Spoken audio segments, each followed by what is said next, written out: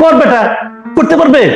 Doctor ইউনূসের government, আমি challenge দিয়ে বলতেছি, ডক্টর ইউনূসের গভর্নমেন্ট কোনোদিন আওয়ামী লীগকে নিষিদ্ধ করতে পারবে না। কিন্তু একটা সাবকনশিয়াস মাইন্ডে কিন্তু মাঝে মাঝে এই ভয়টা কাজ করে যে আসলে কি বাংলাদেশের রাজনীতিতে এই পতিত স্বৈরাচার শেখ হাসিনা সে কি আবার পুনর্বাসিত হতে পারে বা প্রত্যাবর্তন করতে পারে? কারণ আমাদের এই অনৈক্য বা বিভেদ থেকে তো মনে হচ্ছে যে হয়তো শেখ হাসিনা আবার এই দেশের রাজনীতিতে প্রত্যাবর্তন করতে পারে বা পুনর্বাসিত হতে পারে। এই ভয়টাও তো মানে মনের মধ্যে কখনো কখনো কাজ করে যে সে যদি সত্যিই চুপ করে ঢুকে পড়ে তাহলে তো আমাদের আবার পরিণতি খারাপ হবে। তা আপনি কি ওই আশঙ্কাটা দেখেন? দেখেন, আমি একটা কথা বলি আপনাকে, শেখ হাসিনা ঢোকার চেষ্টা করবে, সে তার দলীয় নেতৃত্বে আবার ফিরে আসার চেষ্টা করবে, কিন্তু আমি ব্যক্তিগতভাবে মনে করি ভাই শেখ হাসিনার চ্যাপ্টার বাংলাদেশ থেকে ক্লোজড। আওয়ামী লীগ ফিরে আসবে, আমি যে এটা কিন্তু সম্পূর্ণ আবার পার্সোনাল অপিনিয়ন, কিন্তু আমি মনে করি এই দেশে আওয়ামী লীগ ফিরে আসবে। কারণ আওয়ামী লীগ একটা বিরাট দল, আওয়ামী লীগের শিকড় অনেক গভীরে, সারা দেশে আওয়ামী লীগের নেতাকর্মী আছে, এবং আওয়ামী লীগের যদি নতুন নেতৃত্বের মাধ্যমে আওয়ামী লীগ আসে, আওয়ামী লীগ আবার ভালো করবে এদেশে, এটা হবে। যে যত চেষ্টা করুক, ওই যে আসিফ মাহমুদ সজীব ভুয়া বলছে আওয়ামী লীগ সে নিশ্চিহ্ন করে দিবে, হ্যান করুক, এগুলো বোগাস কথাবার্তা ভাই, এগুলো ছোট বাচ্চা মানে পোলাপানের কথা, এর বাস্তবতা না এটা। কিন্তু শেখ হাসিনা আবার এখানে আসবে, এটা আমি পার্সোনালি মনে করি না। কারণ এই দেশের মানুষের যে ঘৃণা, এমনকি আওয়ামী লীগ করে এমন লোকও শেখ হাসিনাকে ঘৃণা করে। আমার কাছে নিজে বলতে শুনছি আমি, সে বলছে শেখ হাসিনা এটা করলোটা কি, সে নিজে ধ্বংস হলো, আওয়ামী লীগকে ধ্বংস করলো, এবং সে তার বাপকে ধ্বংস করলো। তারা কিন্তু শেখ হাসিনাকে এইভাবেই করে। অনেক লোক আছে যারা নাকি বঙ্গবন্ধুকে শ্রদ্ধা করে, তারা শেখ হাসিনাকে ঘৃণা করে, অনেক লোক আছে। কিন্তু একটা দুর্ভাগ্যজনক কি আমি বলি আপনাকে, এই সরকারের কিছু কিছু লোক তারা আওয়ামী লীগকে নিষিদ্ধ করবে, আওয়ামী লীগকে নিশ্চিহ্ন করবে, এটা বলে বলে, এবং তাদের কিছু আপনার বাল সুলভ কর্মকাণ্ডের কারণে তারা বরং শেখ হাসিনাকে ফেরত আনার একটা চেষ্টা করতেছে বলে আমি মনে করি। আমি এক্সাম্পল দিয়ে বলি আপনাকে, যেমন ধরেন এই যে 32 নম্বরটা ভাঙা হয়েছে না? আচ্ছা, এটা কে ভাঙলো? এটা কি সরকার ভাঙছে? ভাঙে নাই। সরকারকে এই ভাঙায় খুশি হয়েছে, মনে মনে খুশি হইতে পারে, আমি জানি না, কিন্তু প্রকাশ্যে যেদিন ভাঙা হলো তারপরের দিন কি প্রধান উপদেষ্টা 2বার বিবৃতি দেয় নাই? 2বার দিচ্ছে, একবার দুপুরে দিচ্ছে, তার মনে হয়েছে বোধহয় বিবৃতিটা কম হয়ে গেল, আবার রাতের বেলা দিচ্ছে, গভীর রাতে 2বার তারা বিবৃতি দিয়ে এই ঘটনা কিন্তু নিন্দা করছে। তার মানে ওনাদের নিন্দা করতে হয়েছে। কেন করতে হয়েছে? সারা দুনিয়াকে দেখানোর জন্য এটা আমরা চাই নাই। কিন্তু ওনারা যেটা চায় নাই, এটাকে ওনারা প্রমাণ করতে পারছে কোনো একটা কাজের মাধ্যমে? পারে নাই। এর মাধ্যমে হয়েছেটা কি? এর মাধ্যমে যেটা হয়েছে সেটা হলো কি, এই যে শেখ হাসিনা ইন্ডিয়ায় যে লুকায় আছে, পালাই আছে, অথবা ইন্ডিয়া তাকে থাকতে দিছে, যখন শেখ হাসিনার বিরুদ্ধে আদালতে মামলাটা শুরু হয়েছে, এবং যখন নাকি আদালত তার বিরুদ্ধে একটা রায় দিবে, অথবা আদালতে মামলার জন্য তাকে আনার প্রয়োজন হবে, তখন কিন্তু সারা দুনিয়ার কাছে ইন্ডিয়া কিন্তু একটা মানে আপনার বেকায়দায় ছিল একদিন। তারা বলতে পারতো না, যুক্তি দিয়ে বুঝাইতে পারতো না যে কেন তারা শেখ হাসিনাকে ফেরত দিচ্ছে না। এখন কি হলো, এই ঘটনার মাধ্যমে তারা শেখ হাসিনার পক্ষে একটা যুক্তি আমরা ওনাদের হাতে উঠাই দিলাম। এই তৌহিদি জনতা এবং তাদের যারা উস্কাইছে, তারা একটা ওদের হাতে একটা যুক্তি উঠাই দিল। কি যুক্তি উঠাই দিল? দেখেন, আমাদের সঙ্গে ইন্ডিয়ার যে চুক্তিটা আছে, সেই চুক্তিতে বলা হয়েছে তারা আমাদের বন্দীকে ফেরত দিতে বাধ্য। খালি একটা অপশন আছে যেখানে ফেরত না দিলেও পারবে, সেটা হলো যদি আশ্রয়দাতা রাষ্ট্র মনে করে যে এই বন্দীকে ফেরত দিলে উনি রাজনৈতিক প্রতিহিংসার শিকার হতে পারেন, তখন তারা নাও দিতে পারে। সিম্পলি এই ঘটনাটা আমরা ঘটাই দিলাম 32 নম্বর ধ্বংস করে। কি হলো? এখন তারা বলবে যে শেখ হাসিনা দেশে নাই, তার বাবার একটা বাড়ি যেটা ব্যক্তি মালিকানায় নাই, ট্রাস্টকে দিয়ে দেওয়া হয়েছে, প্রকারান্তরে এটা প্রপার্টি অফ গভর্নমেন্ট, এটা পাবলিক প্রপার্টি হয়ে গেছে, সেইটা ভেঙে গুড়িয়ে দিয়ে আপনারা আসলে এই সরকার আসলে একটা রাজনৈতিক প্রতিহিংসার পরিচয় দিয়েছে। যেহেতু তার বাড়িটাই রাজনৈতিক প্রতিহিংসার পরিচয় মধ্যে পড়ে গেছে, অতএব শেখ হাসিনা রাজনৈতিক প্রতিহিংসার মধ্যে পড়বেই। তাহলে শেখ হাসিনাকে কিন্তু আমরা আনার চেষ্টা যে করতে পারতাম, সেই জায়গায় কিন্তু আমরা একটা সমস্যা ক্রিয়েট করলাম এই বাড়িটা ভেঙে, এবং অন্য অন্য আওয়ামী লীগের নেতা কর্মীদের বাড়িটা ভেঙে। এই কাজটা ইনিশিয়েট কে করেছে বলেন? ইনিশিয়েট কে করেছে? বিদেশে বসে যে পীর সাহেব করছে ইনিশিয়েট, তো উনি তো আলটিমেটলি ইন্ডিয়াকে সুবিধা করে দিল রে ভাই। সে তো আলটিমেটলি শেখ হাসিনার সুবিধা করে দিল, সারাদিন শেখ হাসিনার নামে গালাগালি করে, আর আসল কামটা সে করে দেয় এইভাবে। এই জিনিসটা বুঝতে হবে। আমাদের অর্ধশিক্ষিত লোকেরা এটা বুঝে না, তারা পীর সাহেব জিন্দাবাদ বলে মাঠে নেমে যায়। এগুলি করে দেশে যখন অস্থিতিশীল সিচুয়েশন ক্রিয়েট করে, এই যে যদি অস্থিতিশীল হয়, কার লাভ রে ভাই? কার লাভ বলেন? যার লাভ সে তার পারপাস সাফ করতেছে, বুঝে না এটা? এবং এটা গভর্নমেন্ট পরে বুঝতে পারছে যে গভর্নমেন্ট এটা কি করলো। গভর্নমেন্ট তার পাতা ফাঁদে পা দিছে, এখনো দিয়ে যাচ্ছে। এইটাই হলো ট্র্যাজেডি আমাদের। আরেকটা জিনিস বলে শেষ করি শেখ হাসিনার ব্যাপারটা নিয়ে, যে যখন বলছে আমরা আওয়ামী লীগকে নিষিদ্ধ করব, যেহেতু এখন পর্যন্ত আওয়ামী লীগের স্বীকৃত নেতা হলো শেখ হাসিনা, তো আওয়ামী লীগের যারা মাঠ পর্যায়ে যায় নাকি লোকজন আছে একদম তৃণমূল পর্যায়ে, তারা কিন্তু হতাশ হয়ে যাচ্ছে যে আমাদের নিষিদ্ধ করতেছে, তাহলে আমরা এর প্রতিবাদ করতে হবে, এটাকে প্রতিরোধ করতে হবে। এবং প্রতিরোধ করার জন্য তারা এখনকার পর্যন্ত দৃশ্যত যে নেতা শেখ হাসিনার সঙ্গে মিলে গেছে, তারা ভাবতেছে ওনাকে নিয়েই ফিরতে হবে। অথচ সরকার যদি বলতো যে আওয়ামী লীগের প্রত্যেকটা করাপ্ট লোকের, প্রত্যেকটা ক্রিমিনাল লোকের আমরা বিচার করব, কিন্তু আওয়ামী লীগের মতো থাকবে, আওয়ামী লীগ নতুন নেতৃত্বে গড়ে উঠুক, যদি এটা সরকার বলতো, তাহলে শেখ হাসিনা এবং তার এই করাপ্ট এবং ক্রিমিনাল যে লিডারশিপ আছে, এরা কোনোদিন বাংলাদেশে আসতে পারতো না, কোনোদিন রাজনীতিতেও আসতে পারতো না, নতুন লোকের মাধ্যমে আওয়ামী লীগ গড়ে উঠতো। কিন্তু তারা ওইখানেও একটা বোকামি করছে, এবং সেই বোকামিটা কিন্তু ওই মানে বাইরের প্রেসক্রিপশনই হয়েছে। এবং সেই বোকামিটা কি তার দল নিষিদ্ধ করবে, তো করবেটা করতে পারবে? ডক্টর ইউনূসের গভর্নমেন্ট, আমি চ্যালেঞ্জ দিয়ে বলতেছি, ডক্টর ইউনূসের গভর্নমেন্ট কোনোদিন আওয়ামী লীগকে নিষিদ্ধ করতে পারবে না, পারবে না। এখানে এটা করলে পরে সারা দুনিয়া এটাকে গ্রহণ করবে না। কেন দেখেন না আপনি, জাতিসংঘ যখন রিপোর্ট দিয়ে গেল, অনেক কথা কইছে, এক জায়গায় কিন্তু বলে দিচ্ছে তারা কোনো দল নিষিদ্ধের পক্ষে না। ইউরোপিয়ান কান্ট্রি গুলো তো পৃথিবীর কেউ এটাকে সাপোর্ট করবে না। তো এখন এই যে এই সরকারের যে নানা ধরনের যে ব্যর্থতার চিত্র আমাদের সামনে ফুটে এসেছে, তার মাঝে সবচেয়ে বেশি মানে যেটা আমাদের কাছে খুব বেশি আমাদেরকে কষ্ট দিয়েছে, সেটা হচ্ছে যে এই যে গণ অভ্যুত্থানে যারা আহত হয়েছে বা যারা চোখ হারিয়েছে, তাদের অনেকেই কিন্তু এখনো পর্যন্ত ঠিক মতো চিকিৎসা সেবা পায়নি, এখনো পাচ্ছে না।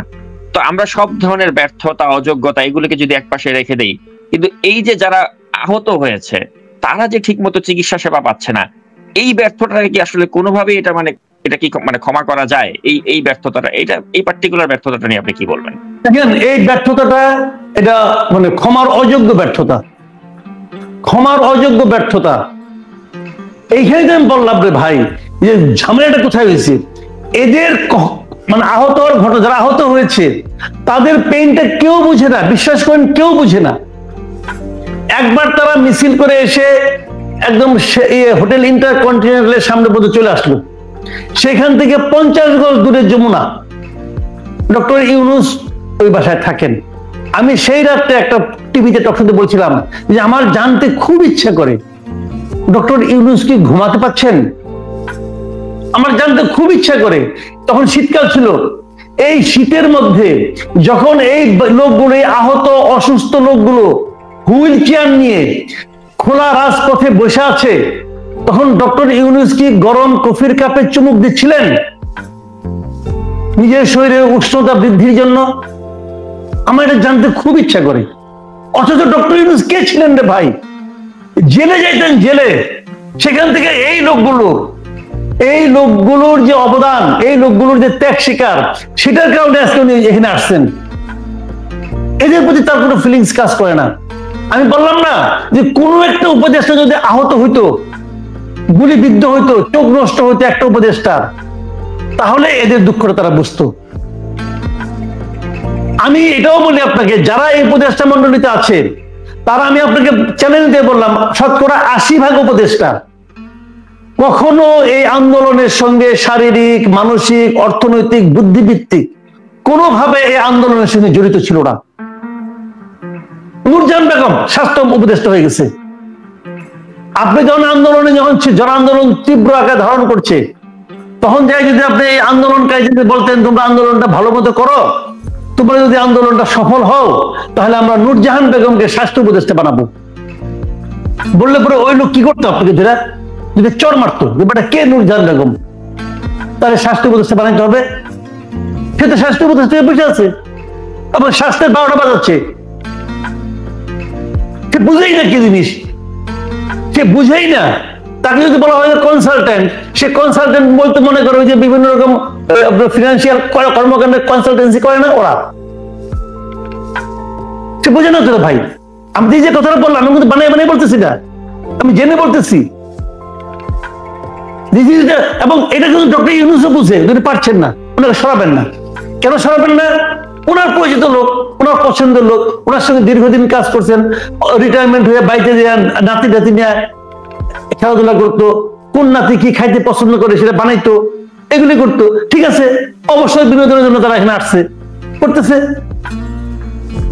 কাজ। ডক্টর ইউনূস ভাই বাংলাদেশকে চেনে না, ইজ ক্লিয়ার।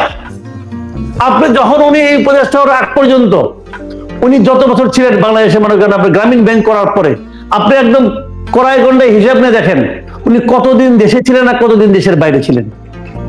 উনি বাংলাদেশকে চেনে না, জাস্ট চেনে না। উনি যে গ্রামীণের কিছু লোকজনকে চেনে, এর বাইরে কারণ চিটাগাংয়ের কিছু লোকজনকে চেনে, এই চিনে উনি। এই জন্যই তো লোকে বলছে যে এনজিও গ্রাম সরকার। তো এটা যে বাস্তবতা, এটা তাদের কোনো ফিলিংস এদের জন্য কাজ করে নাই। আপনি আমাকে বলেন কতজন লোক আহত, কতজন লোক? এই লোকগুলির চিকিৎসা রাষ্ট্রের কোনো টাকাই খরচ করতে পারি। ডক্টর ইউনূস যেটা আহ্বান করে, আমার এই আন্দোলনে এই ১,৫০০ লোক আহত হয়েছে, তাদের আমি সুচিকিৎসা করার জন্য বিশ্বের বড় বড় লোকজনকে করছি, আমি আহ্বান করছি, আমার টাকা নেই, আমি করতে পারছি না। দেখবেন যে 2 দিনের মধ্যে সবাইকে ভাগাভাগি করে সবাই নিয়ে নিছে বিভিন্ন দেশ, ঠিক আছে আমরা ট্রিটমেন্ট করে দিচ্ছি। উনি করেন না কোনো আহ্বান? উনি কি নিষ্ঠুর লোক? না, উনি নিষ্ঠুর লোক না, সদিচ্ছা না। উনি এটাকে মানে খুব সিরিয়াসলি নিচ্ছেন না। এই গভর্নমেন্ট একটা নন সিরিয়াস গভর্নমেন্ট। কোন আপনি বলেন আজকে বছরের শিক্ষাবর্ষের মার্চ মাস চলছে, আমি আজকে থেকে আমি ফেব্রুয়ারি মাসে 28 তারিখ পর্যন্ত খবর জানি, তখনও সব স্কুলে বই যায় নাই। বাংলাদেশে এর আগে হাসিনা এত সমালোচনা করছি, হাসিনার আমলেও বই যায় নাই, কোনো সন্দেহ নাই, সেদিকে যায় না। কিন্তু তারা এগুলি কি বই যায় নাই? এগুলি বিভিন্ন সহায়ক গ্রন্থ আছে না, এগুলি যাইতে একটু সময় লাগতো। কিন্তু হাসিনার আমলে কিন্তু ঠিকই 1 তারিখে বই উৎসবটা হইতো, ঠিকই 1 তারিখে বই উৎসব হইতো। এই বছর তারা বই উৎসবই করে নাই। আর আমাকে অনেকে আপনাদের যারা আছেন পীর সাহেব, উনি বলছেন আমায় নাকি মানে বই নিয়ে, আমি একবার বলছিলাম যে 1 তারিখে আমি বই উৎসব করতে পারবো না, উনি খুব মাইন্ড খাইছেন। মাইন্ড করে আমাকে বলছেন হ্যাঁ যায় না, এমুক তুমুক হাবি যাবি। আরে ভাই, এইবার বইয়ের দরকার ছিল 40 কোটি, বই গেছে 6 কোটি, 34 কোটি বই যায় নাই। খেয়াল করেন। আর উনি যেটা দেখাতে যাচ্ছেন যে হাসিনার আমলেও যায় নাই, তখন মনে করেন বইয়ের দরকার ছিল 34 কোটি, 2 কোটি বই যায় নাই। 34 কোটির মধ্যে 2 কোটি যায় নাই, আর 40 কোটির মধ্যে 34 কোটি যায় নাই। ভাই কোনটা যাওয়া বলে আর কোনটা না যাওয়া বলে বলেন? কাজে এটা হলো কি ওই ধরনের যে একটা মানে ছোট্ট একটা ইস্যু ধরে নিয়ে এই তো দেখেন তুমি পারলা না, এটা কোনো কথা না। এই দেশের জাতি জানে যে এদের কি দক্ষতা। শেষ পর্যন্ত কি হলো, এই শিক্ষা উপদেষ্টাকে বিদায় করে দিল, চেঞ্জ করতে হলো। এই যে চেঞ্জ করতে হলো 3 মাসের মাথায় এসে, এটাই তো প্রমাণ করে সে পারছেন না। এই যে পারছিল না এটাও বলা যাবে না, তো এটা তো দূরে বসে বোঝা যায় না, বুঝছেন? আপনি আমেরিকা বসে বুঝবেন না আজকে বাংলাদেশের টেম্পারেচার কত, বুঝবেন না। আমি বুঝি বাংলাদেশের টেম্পারেচার কত, যে দূরে বসে ওরকম জ্ঞান দেওয়া যায় আর মানুষকে উত্তেজিত করা যায়, আর কিছু করা যায় না। আমরা অনুষ্ঠানের শেষ প্রান্তে চলে এসেছি। জনাব মাসুদ কামাল, তো শেষ করার আগে আপনাকে জানতে চাই যে এই যে এত হতাশাজনক কথাবার্তা আমরা শুনলাম, এখন আমাদের ওয়ে ফরওয়ার্ড কি? আমরা আসলে কিরকম একটি আগামী বাংলাদেশ পেতে যাচ্ছি? আমি হতাশার মাধ্যমে শেষ করতে চাই না, আমাদের কিছু আশাবাদী কথা আপনি শোনান, তার মাধ্যমে অনুষ্ঠানটা শেষ করবো। আশাবাদী কি? মনে করেন আমাদের দেশের মানুষ 15 বছর তো না, 15-16 বছর তো এখানে দুর্নীতিটা হাসিনার আমলে ভাই একদম প্রাতিষ্ঠানিক একটা চেহারা পেয়ে গেছিল। দুর্নীতিটাই নিয়মে পরিণত হয়েছিল, লুটপাটটা নিয়মে পরিণত হয়েছিল। সেখান থেকে আপনি চট করে ব্যাক করবেন সেটা সম্ভব না, কিন্তু সময় লাগবে। কিন্তু প্রক্রিয়াটা তো শুরু করতে হবে। আমি মনে করি সেই প্রক্রিয়াটা, অনেকে বলে হ্যাঁ এখন ইলেকশন দিলাম, বিএনপি আসলো, তাহলে কি স্বর্গরাজ্য হয়ে যাবে? না, হবে না। বিএনপি আসলে স্বর্গরাজ্য হবে না, কারণ বিএনপি তো এই লোকগুলিকে নিয়ে করবে। আবার বিএনপির যে লোকগুলো, সেই লোকগুলোকে আমরা চিনি। সেই লোকগুলি যখন 2001 থেকে 2006 পর্যন্ত ক্ষমতায় ছিল, তারা একদম কি স্বর্গরাজ্য বানাই দিয়েছিল তাও দেখছি। হবে না স্বর্গরাজ্য, কিন্তু যে জিনিসটা হবে সেটা হলো একটা পলিটিক্যাল গভর্নমেন্ট যখন আসবে, সেই গভর্নমেন্টের কিন্তু একটা জবাবদিহিতার জায়গা থাকবে। তাদের একটা ভয় থাকবে যে আমি যদি স্বৈরাচারী আচরণ করি তাহলে আমাকেও হাসিনার মতো বিদায় নিতে হবে। এই সরকারের তো কোনো ভয় নাই, এই সরকারের তো কোনো জবাবদিহিতা নাই, তার তো কোনো সমস্যাই নাই। এই যে ওয়াহিদুদ্দিন মাহমুদ ছাত্রদেরকে 2 মাস বই দিতে পারলো না, ওনার কোনো শাস্তি হয়েছে? ওনার কোনো শাস্তি হয়েছে? হয় নাই তো। কেউ কেউ চাইছে এইভাবেই চলুক, তারা এটাকেই চায়, তারা এটাকে তারা জাস্টিফাই করতে চায় যে এটাই ঠিক, বিপ্লবোত্তর একটা দেশে এরকমই হয়, এগুলি বলার চেষ্টা করতেছে কেউ কেউ। But this is not reality. Reality তো মানতে হবে, সেই জায়গাটা কিন্তু মানতো না। আমি মনে করি এই মুহূর্তে উচিত হলো 1 নম্বর যে একটা নির্বাচন দেয়া, যারাই জিতুক ভাই তাদেরকে দায়িত্ব দেন। তখন কি হবে, একটা সরকারি দল হবে, একটা বিরোধী দল হবে, আরো বিরোধী দল 5-6টা হবে, সংসদে আলোচনা হবে, মাঠে কথা চলবে, একটা সুস্থ পরিবেশ গড়ে উঠবে। সেটা আমরা চাই। তারপরে সব সমস্যার সমাধান হয়ে যাবে না, তারা পারবে না, পরবর্তী গভর্নমেন্ট এসে করবে। মানে একটা গণতান্ত্রিক প্রক্রিয়াকে চালু রাখতে হবে। এখন যদি তারা এখানে আওয়ামী লীগের মতো করে, তারা আওয়ামী লীগের মতো পরিণতি ভোগ করতে হবে। এটাই দুনিয়ার নিয়ম, এটাই হবে। আর ওনারা যদি বলছে আমরা সংস্কার করবো, হ্যান করবো, ত্যান করবো, ভাই ওনারা কিছুই করতে পারবেন না। যে সমস্ত সংস্কার কমিশন হয়েছে এগুলির কোনো কোয়ালিটি আছে? আমি তো শুরু দিন থেকে বলতেছি যে এই সংস্কার কমিশন, এই কোনটার কি সমস্যা আমি কিন্তু আইডেন্টিফাই করছি আগের থেকেই। এবং দেখেন আপনি এই সংস্কার নিয়ে যখন জাতীয় ঐক্য কমিশন বসবে, মানে ঐকমত্য কমিশন বসবে, দেখেন এই ঝামেলাগুলো উঠবে একটার পর একটা, উঠুক। তারপরও আমি মনে করি ডক্টর ইউনূস একটা ভালো কাজ করছেন। সেটা হলো গিয়া উনি বলছেন জাতীয় ঐকমত্য কমিশন কিভাবে কাজ করবে এটা বলেছেন। আমার এটা পছন্দ হয়েছে যে তারা পয়েন্টগুলো তুলে ধরবেন, পলিটিক্যাল পার্টিগুলিকে বলবেন যে আপনারা সে একমত কি একমত না, যে যে পয়েন্টে একমত হবে সেগুলো তারা এখনই বাস্তব বলবেন সেগুলো আমরা মানলাম, এবং সেইগুলির আলোকে তারা একটা রেজুলেশন করবেন যেটাকে নাকি বলা হয়েছে যে আপনার জুলাইয়ের অভ্যুত্থানের যে এটা ঘোষণাপত্র, সেটা মনে সেটা থাকবে। থাকার পর যেগুলো তারা বলবেন এখন একটা পলিটিক্যাল গভর্নমেন্ট করবে, সেটা নতুন গভর্নমেন্ট এসে করবে, এবং এইভাবে যতটুকু হয় এটা একটা ভালো। আমি মনে করি এই কাজটা তারা দ্রুত শুরু করুক, দ্রুত শেষ করুক। করার পর পলিটিক্যাল ইলেকশন দিয়ে দেখে একটা নির্বাচনে যারা জিতবে তারা আসবে এবং তারা এসে দিয়ে দেশ চালাবে। কতটুকু ভালো চালাবে, কতটুকু বন্ধ চালাবে তাদের সমস্যা। খারাপ চালালে পরে মানুষ তাদেরকে ধরবে। এখন তো আমি ধরারও কোনো লোক নেই আমার। সেই একটা পলিটিক্যাল গভর্নমেন্ট সব সময় একটা নন পলিটিক্যাল গভর্নমেন্টের চেয়ে বেটার হবে, সব সময় হবে। এই গভর্নমেন্ট যদি ভালো চালাইতে পারতো গত কয়েক মাস, 7 মাস, তাহলে কিন্তু আমরা এত কিছু বলতাম না। বাট এই গভর্নমেন্ট আমার দেখা মতে